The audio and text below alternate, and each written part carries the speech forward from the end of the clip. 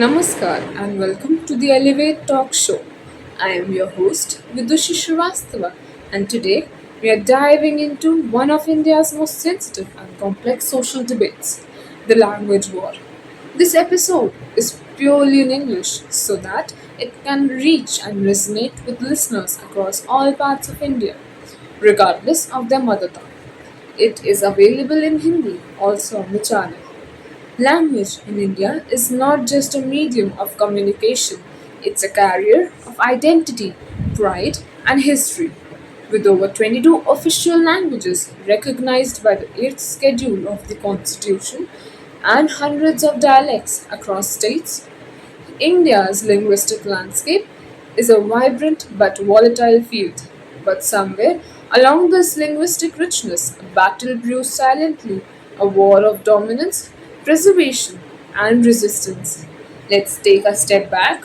When India gained independence, one of the first challenges before the Constituent Assembly was deciding the official language of the nation.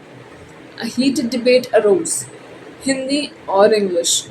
Hindi, spoken by a majority in North India, was proposed as the national language, but leaders from North Hindi speaking states, especially Tamil Nadu, resisted strongly. Dravidian leaders argued that imposing Hindi would amount to cultural dominance. Their movement leads to protests, self emanations, and political upheaval, most notably the anti Hindi allegations of 1965 in Tamil Nadu. As a compromise, Article 343 of the Constitution made Hindi in Devanagari script the official language, but English was retained for official purposes. This temporary arrangement still holds. English remains the language of higher education, judiciary, and bureaucracy. The present day conflict? Fast forward to today, the debate hasn't been cooled. It has merely changed shape. Today, the language war plays out in classrooms, entrance exams, government notification, and social media. Let's explore the fronts of this war: regional versus national identity. States like Tamil Nadu, Karnataka, and West Bengal resist any attempt to enforce Hindi, seeing it as an erosion of their cultural identity. For instance, the central government's push to use Hindi in official communication has been rejected multiple times by southern states. English versus Indian languages. Urban India increasingly leans on English, the language of opportunity, globalization, and privilege. But this also deepens the urban rural divide, where students from Hindi or regional language backgrounds often struggle to compete. Social heredity and opportunity. Language also determines access. An English medium student often has better prospects than someone from Hindi medium or regional medium background. Isn't that also a form of silent discrimination?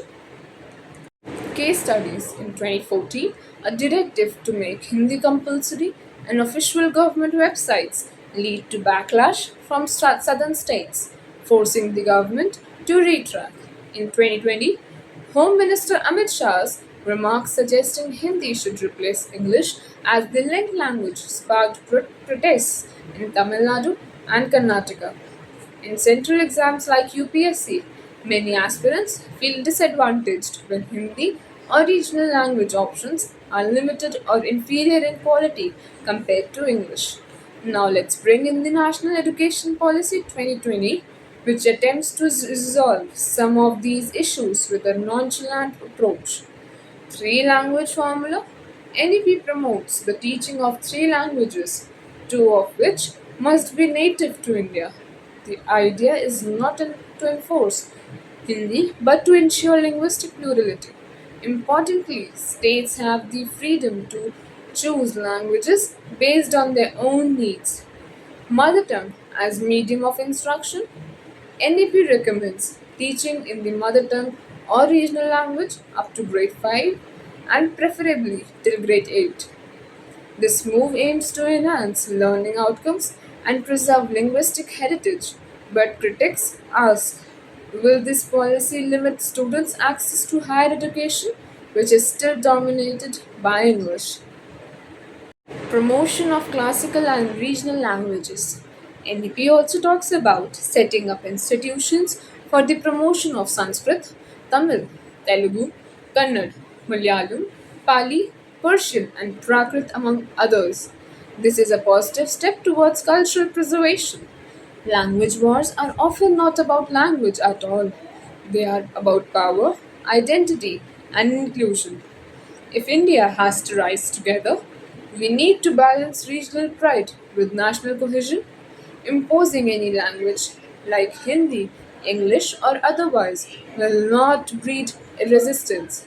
Instead, we should celebrate multilingualism as our strength. Another striking angle in the language war is the increasing emphasis on foreign languages like French, German, and Spanish, while Indian languages like Hindi, Sanskrit, Tamil, or Bengali often take a back step even within our own country. Everyday realities are in elite schools across India. French or German is often offered as our third language, but Hindi is treated as a core subject, something to get over with.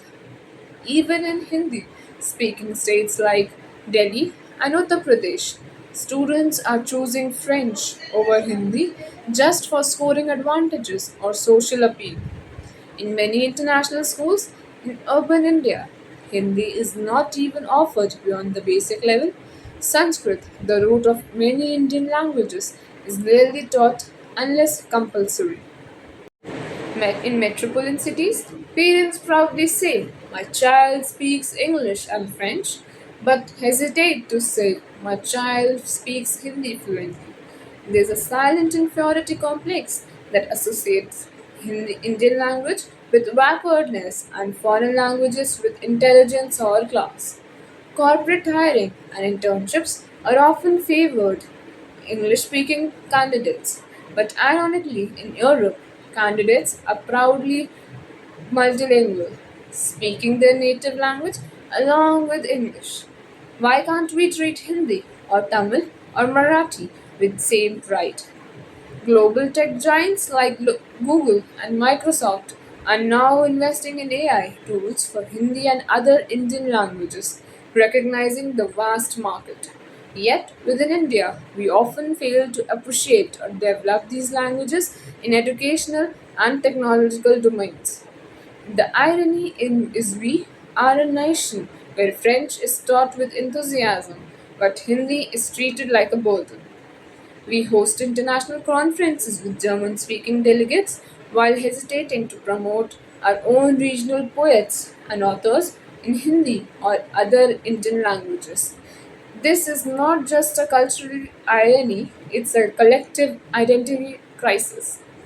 Let's ask, why not empower children to learn one language from roots, for one for reach and one for richness? Why not make translations and technology bridges across languages, not barriers? Why not treat language diversity as national wealth, not national weakness? To my viewers, India's future is not monolingual. It is beautifully polyphonic. Respect every tongue and don't let language become a tool of division. As we walk the path of Vikas, development, let us also walk the path of Vibhinta Mekta, unity in diversity. Jai Hind.